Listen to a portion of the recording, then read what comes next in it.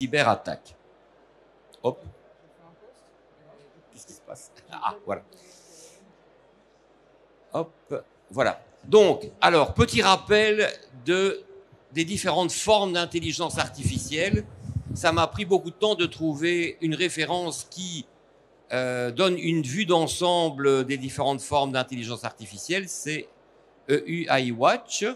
Et donc, il y a l'intelligence artificielle symbolique. C'est l'intelligence artificielle de nos grands-pères qui est basée sur les logiques qui sont exprimées sous forme d'assertion et qui capture les connaissances des experts humains. Et on retrouve ça dans des systèmes appelés systèmes experts ou les intelligences, enfin les architectures cognitives.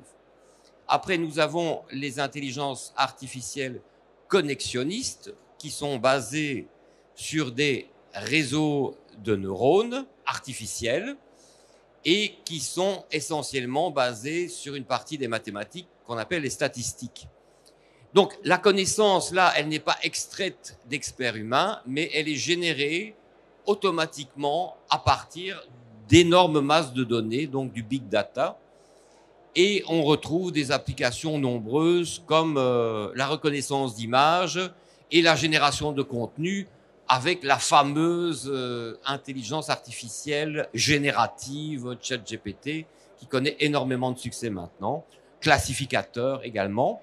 Après, nous avons les IA évolutionnaires qui sont basées sur les théories de l'évolution de Darwin, donc comme les algorithmes génétiques, qui sont utilisés pour des problèmes complexes d'optimisation ou recherche, apprentissage. Les intelligences artificielles bayésiennes, donc qui sont basées sur les probabilités de Bayes, c'est-à-dire probabilité conditionnelle. Donc si ça se passe, la probabilité d'un autre événement est déterminée, qui sont utilisés pour des prises de décision, typiquement dans les environnements incertains, également l'apprentissage, et enfin, les intelligences artificielles analogistes, c'est-à-dire qu'elles essayent de déterminer des analogies entre des groupes de données.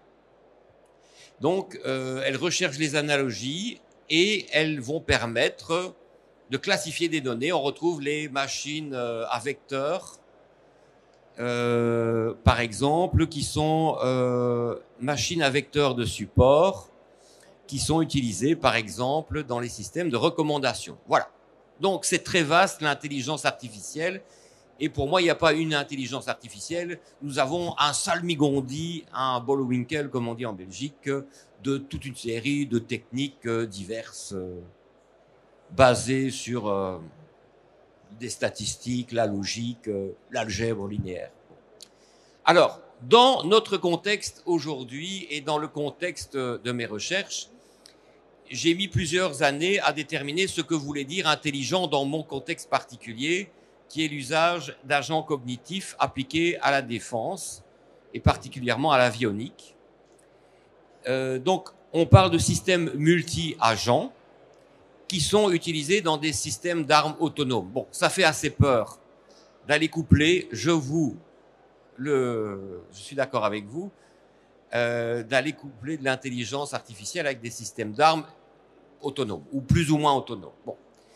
D'abord, ils sont adaptatifs, ça veut dire qu'ils s'adaptent à leur environnement complexe, et comme on est dans un milieu de défense particulièrement hostile, puisque dans un champ de bataille, on ne retrouve pas que des amis, et ils sont capables de percevoir leur environnement et d'utiliser leurs connaissances pour sélectionner les actions appropriées en fonction de leur représentation de l'état de l'environnement.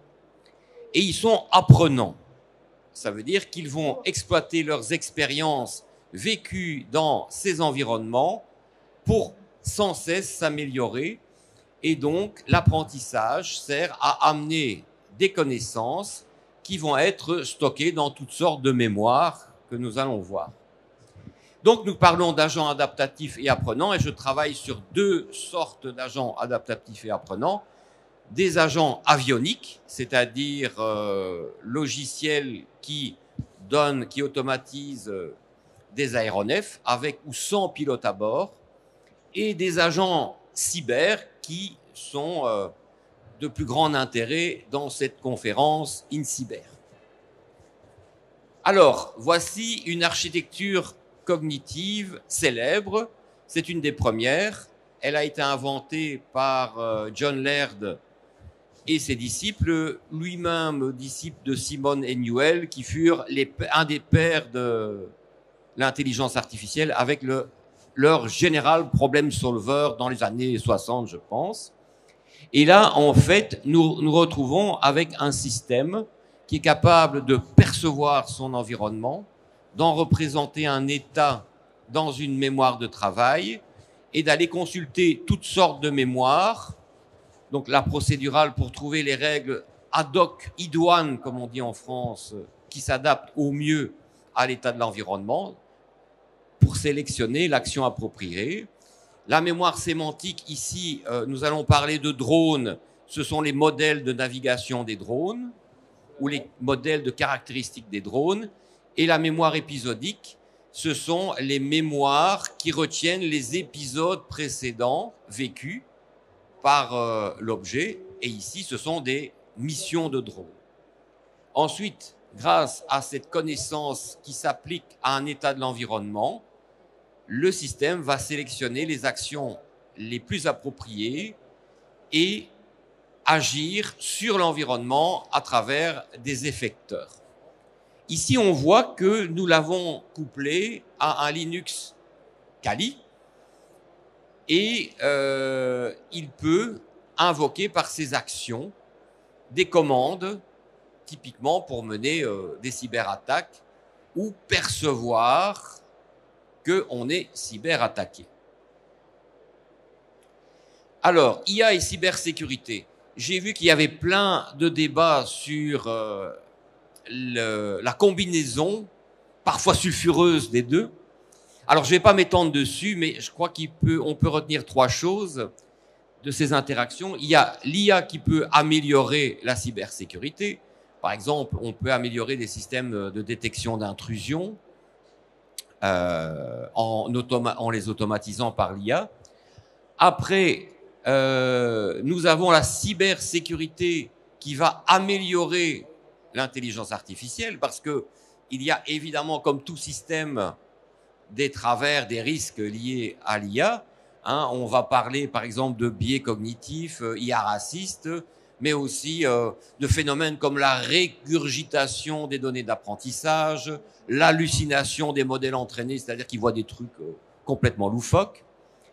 Et enfin, il y a les méchants, les malveillants qui ne vont pas se gêner d'utiliser l'IA pour nous dévaliser et faire des choses complètement répréhensibles. Alors, il y a évidemment un cadre légal éthique à l'usage de l'IA dans des systèmes d'armes plus ou moins autonomes. Bien sûr, l'IA est réglementée maintenant par le règlement européen AI Watch. En Belgique, nous avons une proposition de loi sur les drones armés et les robots tueurs, mais qui vient de tomber à la poubelle parce qu'on s'est dit si on est le seul pays au monde à ne pas utiliser des drones armés, nous allons bientôt voir des rouges russes manger des moules au stand.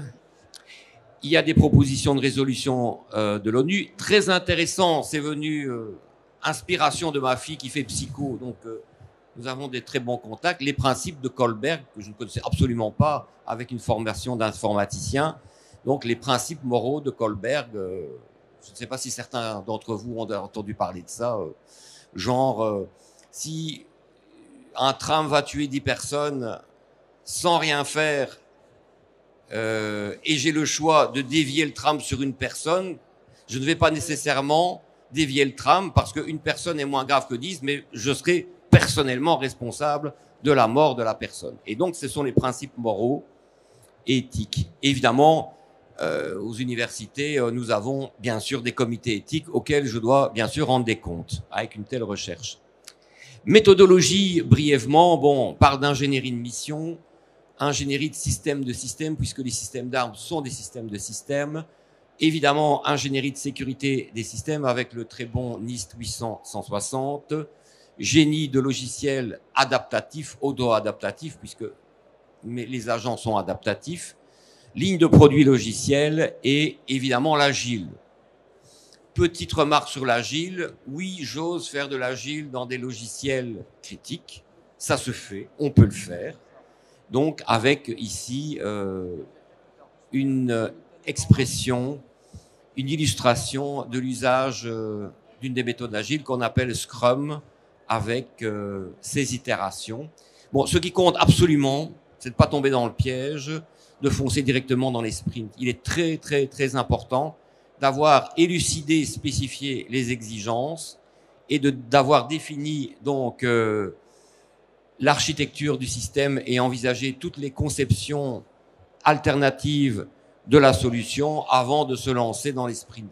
Sinon, c'est ce qu'on appelle chez nous la maison Borend, hein, donc qui correspond à Mons.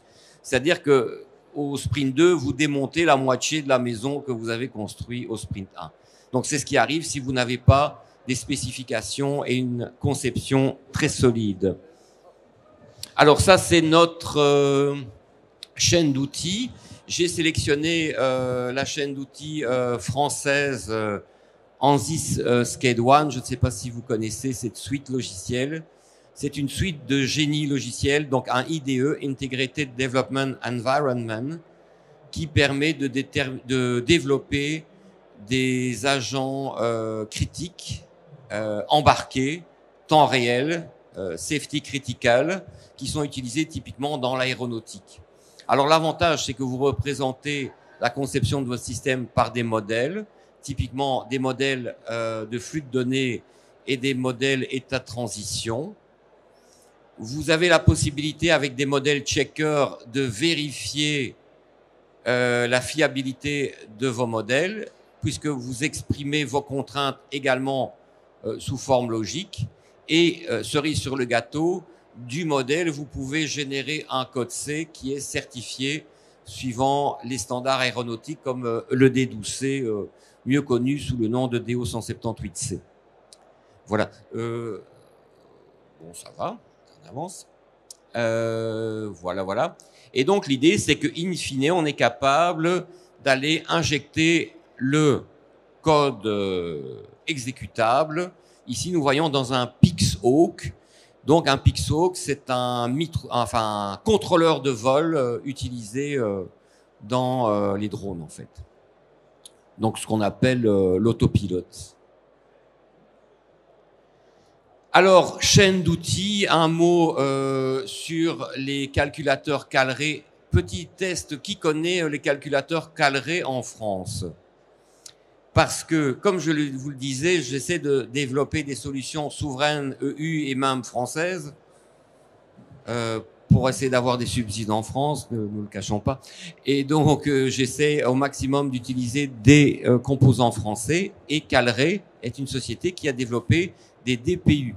Donc, ce sont des Data Processing Units qui sont des alternatives aux GPU de NVIDIA et qui sont, eux, absolument conçus pour traiter des opérations matricielles. Ils ont un processeur et par carte 80 coprocesseurs matriciels. Donc, ils sont spécialisés sur des opérations d'apprentissage ou de gestion de modèles d'inférence, donc typiquement de l'IA.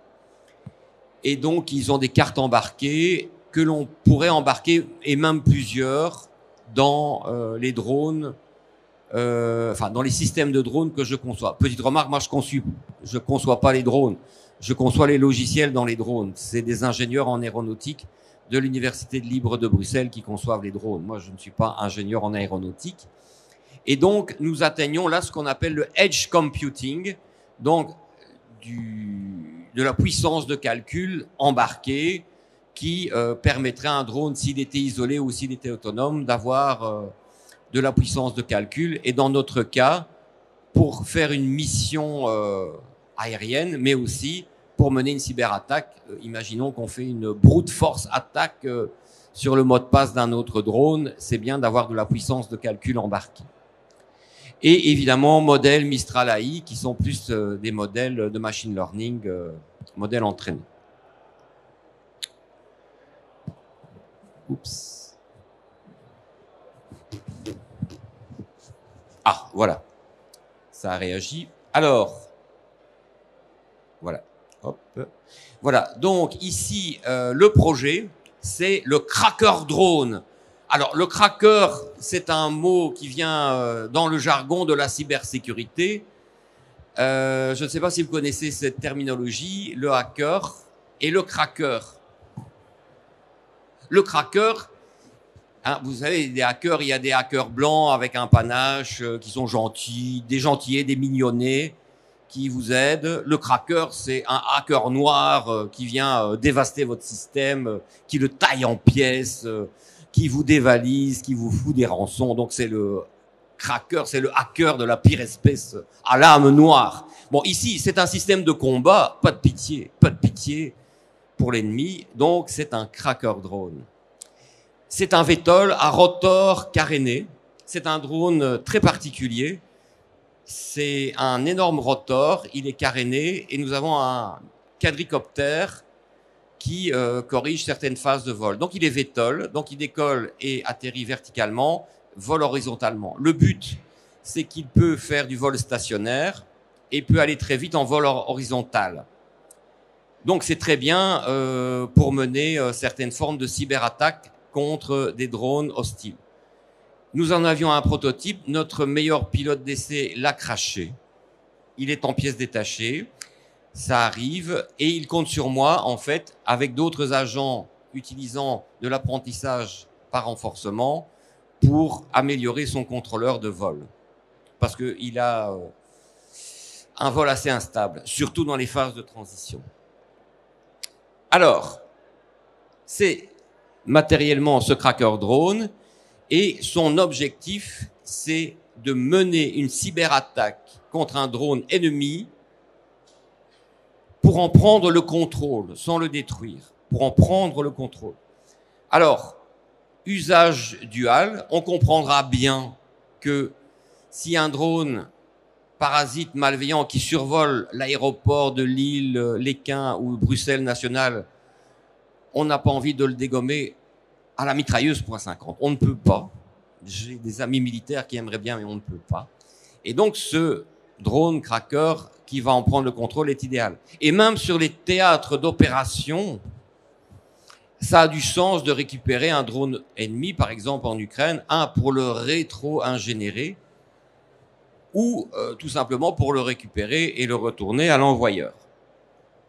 Alors ici, donc, on est dans une partie cyber, fait dans une démarche de modélisation de la menace, appelée en anglais threat modeling, une étude de la surface d'attaque d'un drone. Elle est sommaire ici pour la présentation, où nous voyons le drone ennemi, le contrôleur du drone ennemi et une constellation de satellites de navigation.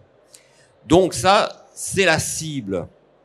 Donc vous voyez que ici, vous avez la station de contrôle au sol qui parle à travers différents protocoles de communication comme Wi-Fi, radiofréquence ou Mavlink avec le drone qui, à travers son bus de messages, envoie l'info au contrôleur de vol, hein, donc au Pixo typiquement, et il y a un récepteur GNSS qui capture les signaux des constellations de satellites de navigation. Et ici, j'illustre aussi à travers un diagramme de flux de données un chemin d'attaque. Donc ici, c'est une attaque de Mac spoofing, donc c'est Mac Medium Access Control, hein, pas Macintosh. Donc c'est une usurpation du Mac. Et nous avons ici l'attaque avec mon cracker drone. Nous avons le drone ennemi qui est en train d'être téléguidé par sa station de contrôle. Dans le protocole d'initiation, il y a, dans ce cas particulier, la station de contrôle de l'ennemi qui a envoyé la Medium Access Control adresse et le DHCP qui est dans le drone hostile lui a renvoyé une adresse IP au niveau de la couche 3 du protocole TCP/IP. Et il marche bien. Alors moi j'arrive et là, en exploitant une faille, bon là j'ai lu un article, c'est pas moi qui l'ai fait. Donc là, notre cracker drone va être capable d'envoyer, enfin de spoofer, donc usurpation. Non, pardon, pas de spoofer, d'écouter. Donc nous avons une information disclosure, donc il fait ce qu'on appelle le eavesdropping, hein, il capture l'info. Et l'info, c'est le MAC adresse de l'autre. Et alors, il va faire une usurpation de la MAC adresse pour avoir la même adresse IP. À ce moment-là, le DHCP va devenir fou. Il va lâcher les deux connexions. L'autre va se demander qu'est-ce qui se passe. Et le drone, mon cracker drone, va en prendre le contrôle. Premier schéma. Deuxième schéma, c'est l'usurpation des signaux GNSS. Parce que, comme il est VTOL, il va se placer à 1 mètre au-dessus, entre là, c'est aussi une man in the middle, il va se placer entre le drone ennemi et les constellations de satellites, il va écouter les mêmes signaux GNSS et les rejouer, mais avec une légère différenciation qui empêchera au récepteur du drone ennemi de se rendre compte qu'il est leurré. Voilà. Et entre-temps, si ce qu'on peut faire, c'est le jamming, donc un denial of service, un jamming sur l'autre station, comme ça, il a perdu le contrôle avec sa station. Alors, je termine. Qu'est-ce que j'ai fait? Je vous ai montré l'IA sélectionnée, architecture cognitive, méthodologie de développement, le cycle de développement, le toolchain, et on a un cas d'usage, le cracker drone, avec un thread modeling en cours. C'est le sujet d'un appel à défense belge sur lequel on a passé la première version du dossier. On doit rendre le dossier complet pour le cracker drone fin du mois. Et après, dans un dossier EDF, Fonds européen de défense, on propose le Thunder Drone, beaucoup plus explosif, puisque lui, il largue des grenades. C'est un peu plus comique. Et donc, je suis à la recherche de partenaires français pour EDF, et je compte, comme on est bien accueilli ici, créer une start-up IA, puisque votre président va dépenser 108 milliards d'euros, si j'ai bien compris, pour les start-up IA. Je vous remercie vivement de votre attention. Merci beaucoup, John. On peut vous applaudir pour votre entrain, pour la limpidité de votre propos, et puis je crois aussi pour votre bonne humeur qui vous caractérise. Oui. Est-ce que vous avez des questions? Je suis sûr que vous avez des questions, moi. Attendez.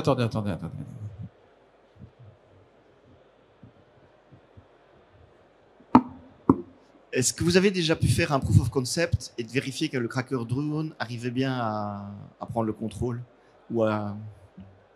Absolument pas. Je suis dans l'état de l'art, donc j'ai déjà parcouru quelques dizaines d'articles scientifiques qui parlent de ce type d'attaque. Et le but, c'est de gagner le projet belge de défense. Et là, d'avoir un budget pour mettre tout ça en œuvre. Et, question relative, est-ce que vous avez pu mettre la main sur un drone russe, par exemple, pour voir si votre état de l'art pourrait éventuellement s'appliquer? Mais, un drone russe, je crois que les Russes, ils utilisent des drones commerciaux chinois ou qui bricolent eux-mêmes avec des composants plutôt européens. Je ne pense pas que les Russes, à ma connaissance... fabriquent des drones eux-mêmes. Par contre, vous mettez le point très important. Dans l'autre projet, Fonds européen de défense, nous avons le droit, l'obligation de contacter des sociétés start-up ukrainiennes pour bénéficier de leur ingénierie en drone. Donc, c'est comme ça qu'on va avoir... je dirais, des connaissances pratiques du terrain qui est extrêmement dynamique puisque quand l'un a une innovation, la semaine suivante, l'autre l'adopte et pas des papiers théoriques faits en labo. Avez-vous d'autres questions, monsieur? Ça peut peut-être paraître une question un peu... J'avais une petite question à propos du chiffrement. Aujourd'hui, dans l'état de l'art, est-ce qu'il y a un chiffrement entre la centrale de contrôle et le drone ou... Parce que pour intercepter du trafic, il faut pouvoir l'exploiter. Et j'aimerais savoir... Mais je n'ai pas trouvé beaucoup de traces de chiffrement, mais on pourrait imaginer, par exemple, du TLS. Il me semble que j'ai vu du TLS. Bon, évidemment, la difficulté, par exemple, du TLS, c'est la capacité de calcul des deux parties, en fait. Hein, puisque là, vous avez, bon, imaginons du TLS mutuel, il faut vérifier 2 signatures, échange de clés, chiffrement symétrique, après authentification Diffie-Hellman. Et donc, l'enjeu, c'est la puissance de calcul. Et donc, heureusement pour moi, qui essaie de les casser, les autres drones n'ont pas de puissance de calcul. Petite remarque que je n'ai pas dit, chaque fois que je conçois une attaque, le cracker drone doit être capable de s'en prémunir. Et ce qui me rassure, c'est la puissance de calcul des calculateurs DPU, parce que eux sont tout à fait capables non seulement de craquer des codes, mais de se protéger en faisant des canaux sécurisés TLS.